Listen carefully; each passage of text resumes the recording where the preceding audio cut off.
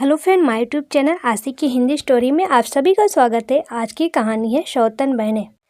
घड़ी की दोनों सुइयां भाग रही थी। बिमला देवी ने सुबह 5 बजे उठने का अलार्म दिया था, पर न जाने क्यों उसकी आंख फिर लग गई। वह उठी तो घड़ी में पूरे 6 बज चुके थे, यानी पूरे 1 घंटा लेट। उसने जल्दी जल्दी दातून किया और रसोई घर जाकर सबका नाश्ता और दिन का खाना बनाने में लग गई।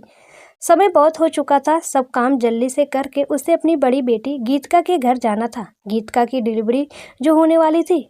माँ उस काम के लिए नहीं पहुँचेगी तो कौन पहुँचेगा। चलो, खाना तो बन गया, सबको नाश्ता स्नान करके आने के बाद देती हूँ, ऐसा बिमला दी ने सोचा। बाथरूम में वो नल खोलने गई तो जल्दी की वजह से उसका पाँव फिसल गया।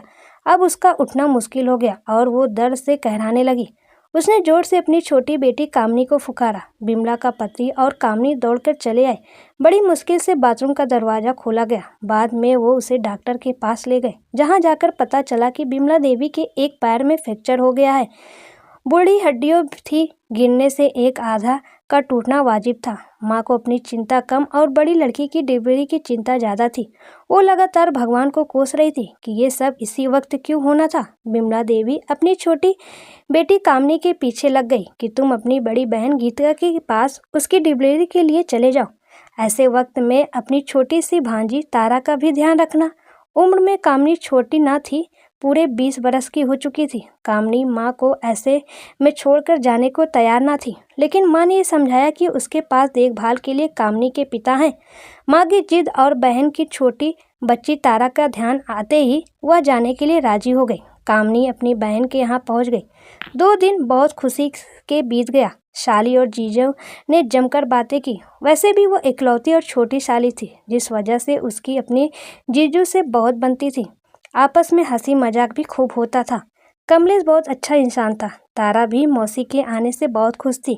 3 रोज बाद गीतिका को सवेरे 4 बजे अस्पताल जाना पड़ा। गीतिका के घर दूसरी गुड़िया ने जन्म लिया। परिवार में सब दूसरी बेटी हो जाने पर भी खुश थे। रात में कमलेश को घर आते आते देर हो गई। कमलेश मिठाई के साथ बहुत सा सामान लेकर आया। वो साथ में एक आइसक्रीम का छोटा फैमिली पैक भी ले आया था। तब तक तारा सो चुकी थी। कामनी ने बड़ी मुश्किल से तारा को थोड़ा जगाकर आइसक्रीम खिलाई। बाद में जीजू और शाली दोनों बिस्तर में ही बैठे बैठे हंसी मजाक करते हुए आइसक्रीम खाने लगे। थोड़ी सी बची हुई आइसक्रीम के लिए दोनों के बीच मजाक मजाक में झीना झपटी होने लगी। एक समय ऐसा आया कि कामनी बिस्तर में नीचे लेट चुकी थी और कमलेश उसके ऊपर था, बिल्कुल ऊपर। अल्लड़ उम्र की कामनी में अब जीजू को दूर करने का हिम्मत थी ना इच्छा। जीजू भी अब कमज़ोर पड़ चुके थे। आखिर वो थे एक मर्द ही, और बाद में उन दोनों के बीच में जो हुआ बहुत शर्मनाक था। दीदी की छुट्टी मिलकर घर आ जाने के बाद कामनी जल्दी ही अपने घर लौट आई। समय बीता। आज बिमला देवी बहुत गुस्से में थी। उसने फटाफट 2-3 थप्पड़ कामनी पे जड़ दिए और बोली, बता कलमुई, कहाँ अपना मुंह काला करके आई है। जवाब सुनकर वो सुन्न रह गई। ऐसा लगा जैसे धरती फट गई हो। कामनी को गर्भवती करने वाला कोई बाहरी पुरुष नहीं, खुद उसका जीजू था। गीतिका और कमलेश दोनों को तुरंत बुलाया गया। गीतिका ने कमलेश से बहुत झगड़ा किया, लेकिन यह झगड़ा समस्या का हल नहीं था। समस्या का हल गर्भपात था, जिसके लिए कामनी बिल्कुल राजी ना हुई। बहन की इच्छा और उसके होने वाले बच्चों के साथ रिश्तों का ध्यान में रखकर गीतिका ने हकीकत को गले लगाने की सोची। वह कमलेश का दोषी तो मान रही थी, लेकिन शायद उसकी सजा कामनी के होने वाले बच्चे को नहीं दे सकती थी। वह उस बच्चे से पिता के नाम का हक भी नहीं छीनना चाहती थी। दोनों बहनों ने सोचा, ऐसे भी तो समुदाय हैं जहां सौतन मिलकर रहती हैं, फिर हम प्रेम पूर्वक क्यों नहीं रह सकते। दोनों बहनों ने मिलकर समाज के नियमों को चुनौती दे डाली और गीतिका अपनी बहन को कमलेश की दूसरी पत्नी के रूप में विवाह कर घर ले आई। साली आधी घरवाली होती है, ये कहावत तो सुनी रखी थी, पर साली पूरी घरवाली बन जाए, ऐसा तमाशा तो हकीकत में सुनकर अच्छा नहीं लगता। रिश्तेदारों ने संबंध तोड़ लिए, परिचित अब अपरिचित बनने लगे। वक्त अब आगे बढ़ने लगा। बहनों का जुनून कम ना हुआ। वो 2 सौतन बहनें अपनी पति की खुशी में ही जीने लगी। उन तीनों को किसी पास पड़ोस या समाज वालों की परवाह न थी। वो अपनी जिंदगी में खुश थे। दोनों बहनों को अपने पति को बांटने में कोई संकोच न था। दोनों बहनें समझदारी से जी रही थी। बाद में कामनी ने एक सुंदर लड़के को जन्म दिया। तीनों बच्चे अब बड़े होने लगे।